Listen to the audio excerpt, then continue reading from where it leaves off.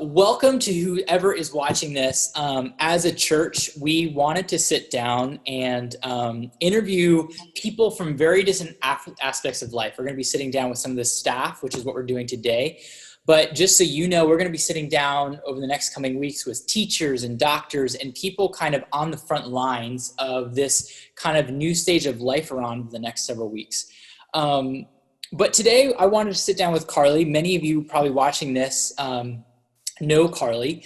Carly is the lead worship leader at Wellspring Church. But Carly, I wanted to sit down with you today to really talk about worship. Worship is one of those things that for many of us who are in the Christian faith, something super important to us.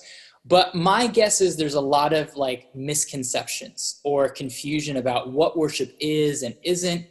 And so we're going to dialogue about that. But before we go any further, Carly, I wanted to kind of give you an opportunity to kind of introduce yourself, maybe share a little bit of your story, because my guess is a lot of people don't know your story. So kind of how you got into being a worship leader and kind of your path to do that. Yeah, thanks. So it's really, I feel like a relatable story, and that I grew up in church, but I did that whole thing where, middle school, high school, college, you completely abandon everything and you think you know better than whatever you've been taught or your parents and your family. And so I was really just kind of doing my own thing for a while. And in my very early 20s, while in college and dating my now husband, we were dating, and what God did was he took a situation where I became pregnant with our first child, and he really flipped that around, because John and I can both testify that I think that moment right there was 100% life-changing. And in that moment, I was like, you know what, I need to get really serious about my life. And when I thought about what that meant for me, all the faith and all of the information I knew about God and Jesus and church came back to me. And I said, if nothing else, I need to get involved in a church, and I need my family to be involved in a church. And after John and I were married, we started attending Bayside Chapel. So, here we are, super young, very early 20s. I was 21. Going into church and kind of experiencing it all over again from the beginning. And I didn't really know where I fit. I had grown up doing musical theater and singing, but even when I left high school, I said I was going to be a teacher. I thought I was going to be an elementary school teacher, and kind of gave all of it up when it was time to be a wife and a mom, and I wasn't sure what the call in my life was. I had no idea.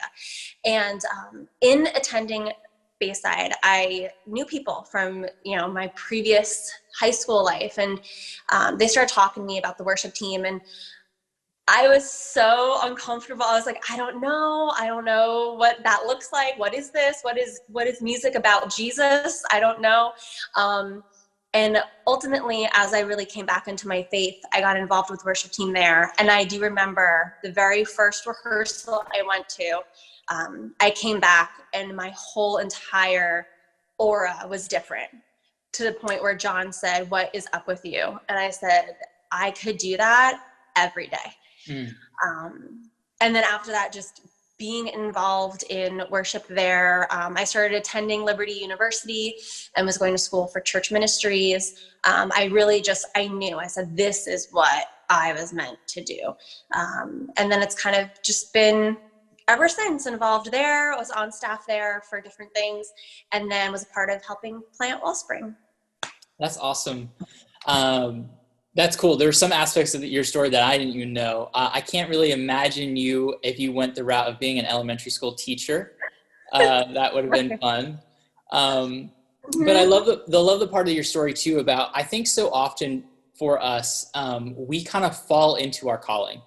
Right? You did not anticipate of being a worship leader, but you decided to do this thing, and then God just kind of impressed upon you, like, this is the place for you. Yeah. And the rest is history for you. Yeah. Mm-hmm. Cool. Yeah. I thought I was done with singing. Right. Yeah. Called it a day. And God said, nope. Yeah. So just a couple questions for you. I think, again, a lot of people are at home right now. And again, people watching this know we're doing church differently right now. But when we think of worship, I want to ask you, from your perspective, what does worship really mean? Like, I think a lot of us maybe think like worship is what happens on a Sunday in a building. Mm-hmm. But is that true? Like, you know, is there more to worship than that? Is worship just singing? So maybe take some time to dialogue about what worship means to you. Sure. So to answer the very brief question of, is gathering together on a Sunday or any day of the week and being with a group of people and singing, is that worship? Yeah. Is that the only thing worship is? No.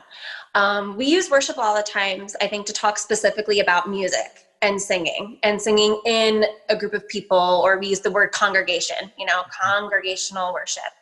And that 100% has a place. And we see that all through scripture. You know, Old Testament, New Testament, people got together and they sang what they called spiritual songs, you know, songs about God, songs to God. And so there's totally a place for that. But worship goes beyond that. We talk about worship being our time to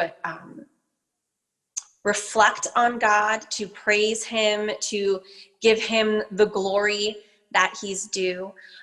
So people do that in different ways. You know, you can worship God with your money. You can worship him with how you spend your time. You can worship him through prayers with your family. There's lots of different ways to worship. So specifically in regards to music though, yeah, we worship on a Sunday, but that kind of worship doesn't have to just stay on a Sunday. Yeah. Well, I mean, that's encouraging because, again, right now, our gatherings look different. So right. I think what I think is important for people to kind of understand is just because the gathering looks different doesn't mean worship is less than. Right. Doesn't mean the experience is less than. And yeah, that's really cool. Yeah, I'm actually very excited about what's happening in the church right now as a whole, because for all of us, whether you've been on Instagram, Facebook, even new videos are popping up on YouTube, we're seeing the music side of worship growing rapidly. People, anyone with an instrument, right, is popping on, and it's in this time of uncertainty that people are leaning on that side of worship. And that's exciting to me because I feel like that could have been happening this whole time. Mm. A lot of the things that we're doing now online, we had the technology. We could be doing it. We could be hopping on and doing worship live once a week. You know, all these artists that are also doing the same thing, you know, we could have already. And so that's exciting that I see people incorporating worship and the music more into their lives, because that's, you know, I hope we hold on to that when this is all over. I hope we don't lose it. Yeah, it is really exciting. I think this whole situation has kind of forced our hand in areas that we should have maybe be taking, like you said, just taking these opportunities sooner. So yeah, it is an exciting time. And I think for us as followers of Jesus in any aspect, whether you're in leadership or not, looking at this time as an opportunity to kind of take inventory of how am I worshiping? What does worship really mean to me? No matter where you are in life, I think is an important thing to do right now. Right. So with that being said, the reality is a lot of us are stuck at home right now, right? Yeah. We're stuck in place, we're quarantining ourselves, all those things. And the idea of building a worship culture in our home, one of the things I love is kind of watching you and John kind of live that out via social media. And so from your perspective, what are some things that people can do when they're stuck at home building a worship culture? What are some practical things maybe someone can do? I think some very practical things, and I do see people already doing this, is I have my TV off for majority of the day. I'm at home and I'm working, but the TV is not on. Even with the kids, it's not on. So you have this empty space with sound, and I would say fill that space with worship. I know you can use Spotify, Apple Music, you can have YouTube or Pandora going on through your computer or your smart TV. And specifically for Wellspring Church, we have a playlist on Spotify of all of our worship music. And just having that in the background, you catch yourself remembering words and being able to pull them back later, and remembering lyrics to songs and being able to pull them back when you kind of need to be encouraged or reminded of something. And I think that's a really practical thing, is what are you filling that space with? So if you have a choice to fill the noise with something, choose worship music, you know? Maybe this is a time where you branch out of the typical kind of music that you listen to and you try something different. I know I've been able to also on Instagram get tagged in videos. I've shared videos. And I think just when you find something you love, you know, even sharing that with a friend or a family member and being like, hey, let's talk about this. Or, hey, this song says this. What do you think about it? It's now also a way to have conversation. And I think that's been pretty cool. That is awesome. I love the idea of filling whether it's filling the silence with worship or filling the noise with worship. I think in these kind of times, I know music for me recently has just been something to really calm my soul. I think for a lot of people, they're dealing with added anxiety and fear. And what better way than to kind of fill our headspace instead of filling it with more news or more, I don't know, just social noise, filling it with music. So last question, you are also not just a worship leader, but you're a mom who is a worship leader. So I'm sure that a lot of parents, whether mom, dad, whatever, are always thinking about, how do I get my kids to kind of understand worship? And the thing too is, like, you and your husband are like awesome musicians, so you guys can bring that kind of aspect, but not everyone can, you know, sit down and play a guitar. So when you think of like your kids and raising your kids, how are you kind of infusing worship and a worship lifestyle into their lives? I think sometimes as parents or just adults that we actually do a disservice to our kids by thinking that worship has to be kid music. And so I've always been a very big proponent of families being able to worship together. Believe it or not, you might think some songs are adult songs, adult music in regards to worship, but when you have them playing and you're the one singing them throughout your home, your kids pick up on it and they learn it and they sing it. And I remember it was my oldest son, Jonathan, that I had referenced earlier. He one time was singing "Oh Praise the Name" by Hillsong Worship, I think.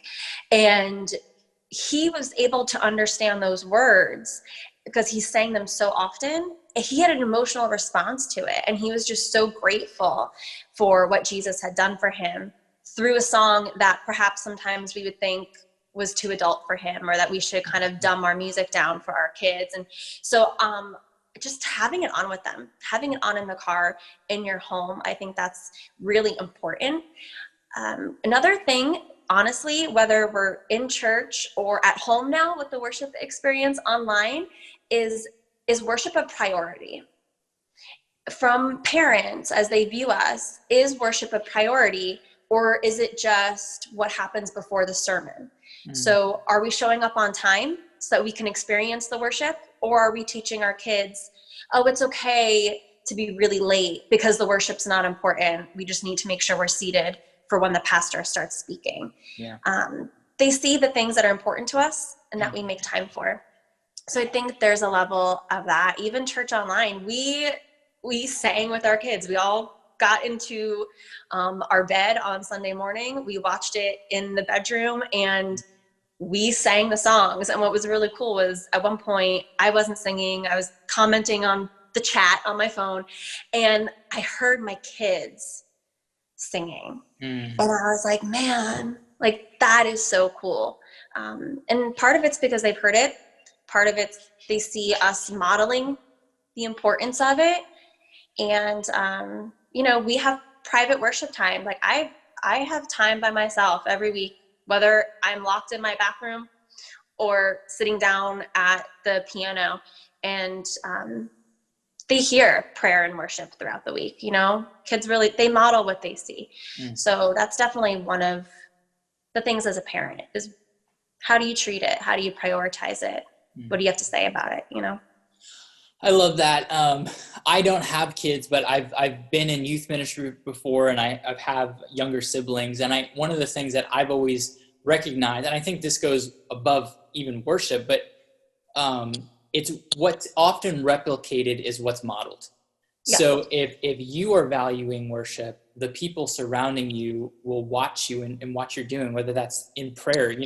Does my mom and dad or the people I care about, or do I watch them in devotions? Do I watch them worshiping? Do I watch them singing with the songs? Is this a priority for them? And I think that's a lesson for really all of us, whether you're a parent or not, is as we together build a lifestyle of worship, others are going to look at us. In times of pain, in times of confusion or anxiety, where do these people go with their pain, anxiety, and frustration and fear? The goal for the believer is to go to God. And the way we do that is through scripture and prayer and worship. So yeah, that's awesome. Yeah, that's good. And, here's something too. I know everyone's going to say, well, not everyone feels comfortable singing sometimes. Right. And, you can read the Bible that says that we should do it, but whatever. But especially if you've got little kids, like, music is so powerful. It helps you remember words. We remember lyrics to songs way more than we ever remember something we've read sometimes. Our brains just hold that information differently. And it also, it does evoke feeling and really thought-provoking ideas sometimes. So I would say just encourage you, sing with your kids. Sing over your kids if they're little. When you have a baby and you're holding that little toddler infant, you're singing to them anyway. So why not sing something beautiful about Jesus, I finished. With that being said. Well, Carly, thank you so much for taking the time today to kind of sit down and talk about worship. Again, I just feel like so many, whether you're part of our church family or maybe you're just someone tuning in, watching this on YouTube or on Facebook, I just feel like this is a topic that's so relevant. And so, yeah, thank you for taking the time. And again, for those joining us, we're going to be doing many more of these on various topics. So stay plugged into our social media on Facebook, Instagram, YouTube, and just stay connected with us. And so thanks, Carly. All right. Thank you, Graeme.